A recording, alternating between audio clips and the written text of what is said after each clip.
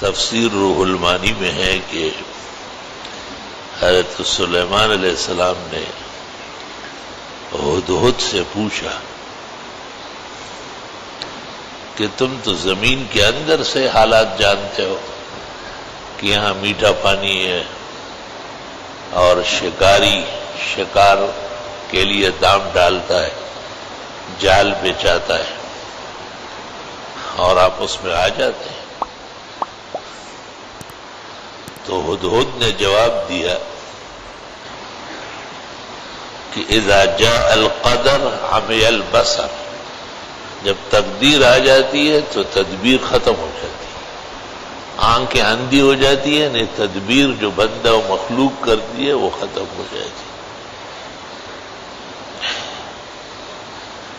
اگر ایسا نہ ہوتا تو انبیاء بیمار نہ ہوتے، کتنے بڑے بڑے آزمائشوں سے گزرتے ہیں۔ حضرت ایوب علیہ السلام کی تکالیف اور امراض و اسقام تو ضرب المثل ہے، یہاں تک کہ حضرت کا نام پڑ گیا ایوب صابر۔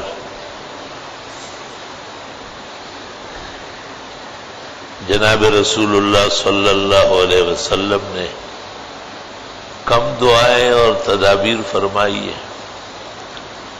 4 لوگ کے 4 بیٹے ان کی زندگی میں فوت ہو گئے، اور آیتوں میں اللہ نے کہا کہ آپ کا کوئی بیٹا بڑا ہو کر آپ اس کا باپ کہلائے، یہ نہیں ہوگا۔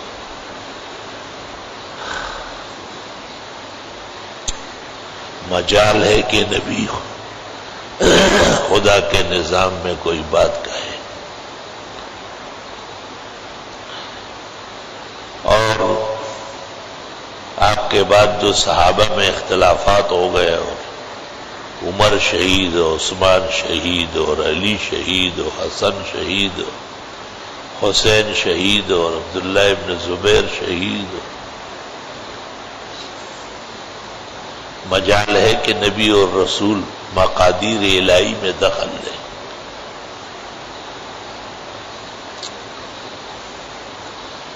حضرت حسین مجتبی دریائے فرات کے کنارے جو تن و تنہا اپنے خاندانی قافلے کے ساتھ گرفتار تھے، محصور تھے، یزیدی افواج چاروں طرف سے قابض تھی، تو حضرت حسین کم وظائف پڑھتے ہوں گے اور کم اوراد اور کلمات۔ اذا جاء القدر عمی البصر، تقدیر کے سامنے بندے کی تدبیر کوئی چیز نہیں، وہ بہت معمولی چیز ہے۔ بعض لوگ کہتے ہیں نا ہمارے ساتھ یہ کیا وہ، میں ان کو دیکھ کے حیران ہوتا ہوں کہ یہ مسلمان کیسا ہے؟ آپ کے پڑھنے سے اور آپ کے صدقے خیرات سے کیا خدا تعالیٰ اپنے افعال سے روکے گا؟ کم عقل انسان، یہ تو اس کا احسان ہے کہ دعائیں سن لیتا ہے۔ میدان بدر میں جو نبی پھوٹ پھوٹ کر رو رہے تھے اور اللہ تعالیٰ سے کہتے تھے کہ اللہم انی انشدک عہدک و وعدک، خدایا آپ کا جو عہد و پیمان ہے اس کو یاد دلاتا ہوں۔ اللہم ان تہلک ھذہ العصاب لم تعبد، پھر تھوڑے سے لوگ تیار کر کے لایا تھا، اگر اس میدان میں یہ شہید ہو گئے کوئی نام لیوا نہیں آئے گا۔ اور ابو بکر صدیق نے آپ کو کہا کہ آپ کا یہ رونا دھونا اور دعا کافی ہے، لیکن جو کچھ آپ کو نظر آ رہا تھا، جو کچھ خدائی نظام آپ جانتے تھے وہ ابو بکر نہیں جانتے تھے۔ آپ کو پتہ تھا کہ ان تمام باتوں کے باوجود اللہ اپنے تصرف میں، اختیار میں مالک اور مختار ہے۔ تو بندے جو دعائیں مانگتے ہیں، خیرات و حسنات کرتے ہیں، یہ ایک تکلیفی عمل ہے، ہمیں حکم ہے کہ ہم ایسا کریں۔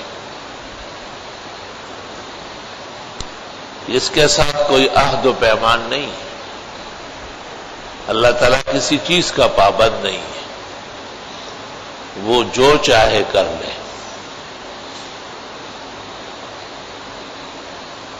حضرت عائشہ نے ایک موقع پر جناب نبی کریم صلی اللہ علیہ وسلم سے کہا تھا،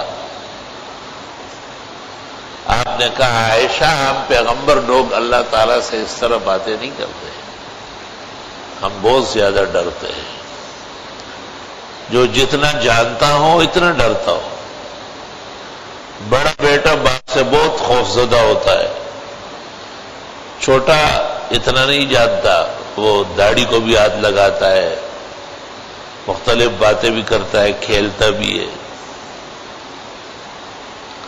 انبیاء و مرسلین بہت بڑے جگرے کے لوگ ہیں. آپ خود فرماتے ہیں نحن معاشر الانبیاء اشد بلاء، ہم پیغمبر لوگ زیادہ امتحان و مشقت میں رہتے ہیں. ثم الامثل فالامثل، پھر جو ہمارے قریب اور پھر ان کے قریب.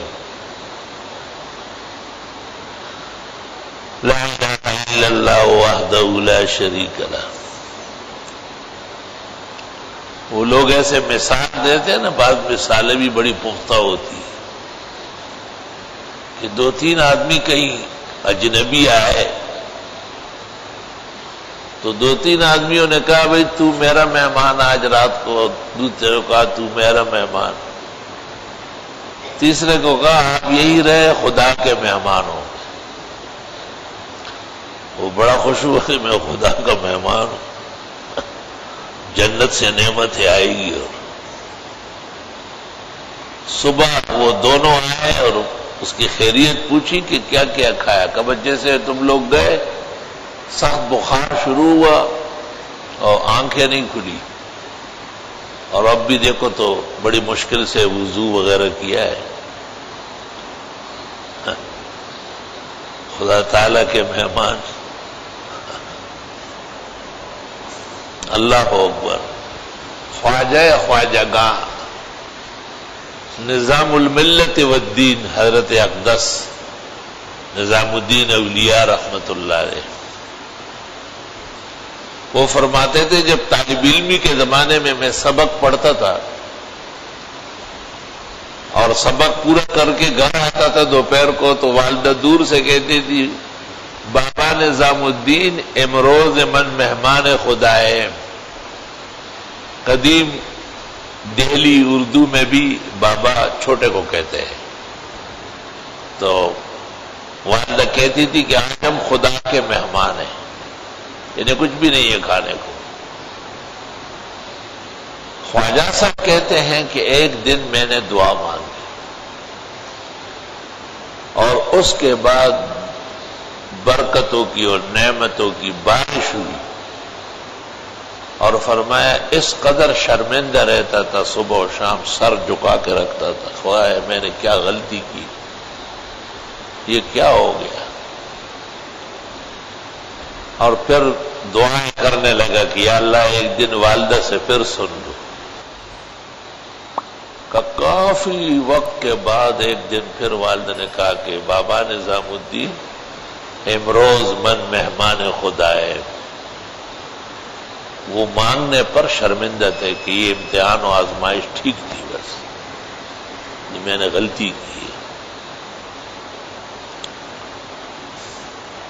حضرت مولانا رشید احمد صاحب گنگوئی اور حضرت مولانا محمد قاسم صاحب نانوتوی رحمہم اللہ، 2 بحور علم کے دریائے بے کنار، ابحر زخار علما و عملا سیرتا صورتا.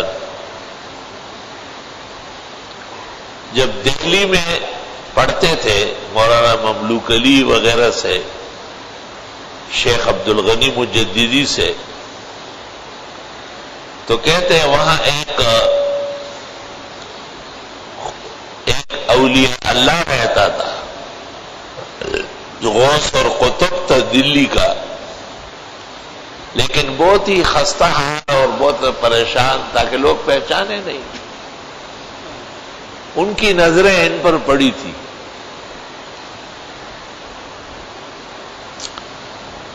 تو ایک دن ان دونوں کو کہا کہ میں ایک عرصے سے تم دونوں کو دیکھ رہا ہوں. آسمان اور زمین کی کائنات مجھے دیکھ رہی ہے اور میں تمہیں دیکھ رہا ہوں. میں تمہیں کیمیا سکھا دوں گا اور دنیا کی چیزوں کی تکلیف نہیں ہوگی. مولانا محمد قاسم نانوتوی نے اس کو ایسا دیکھا کہ خواب دیکھا ہے تم نے ہمیں. ہم تو کیمیا پڑھ رہے ہیں اور پڑھا رہے ہیں، تیرے والا کیمیا اپنے پاس رکھ.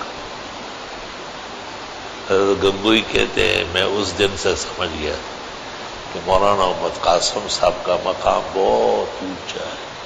کہا تو خاک ہمیں دیکھ رہا ہے، غوث صاحب اپنے کیمیا اپنے پاس رکھے. ہم تو جو سبق پڑھ رہے ہیں استاد سے، ہم کو قرآن و سنت اور علوم نبوت پڑھا رہے ہیں، ہمارا ایمان ہے کہ یہ کیمیا سے بہت بڑھ کر ہے. آپ اپنا کیمیا اپنے پاس رکھیں.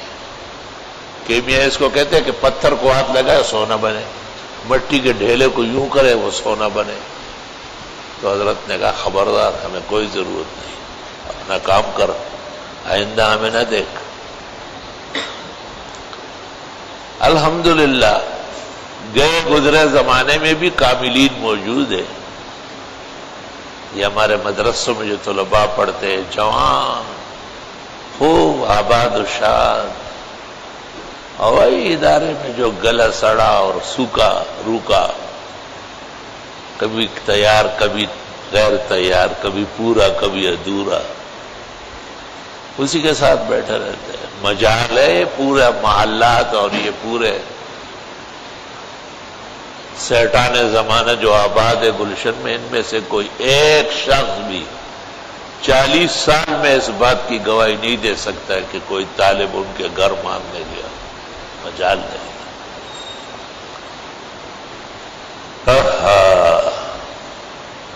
خاک ہو جائیں گے ہم تم کو خبر ہونے تک. یہ ایک شان ہے، ایک توکل ہے، ایک ایمان ہے جو اللہ نے ہمیں دیا.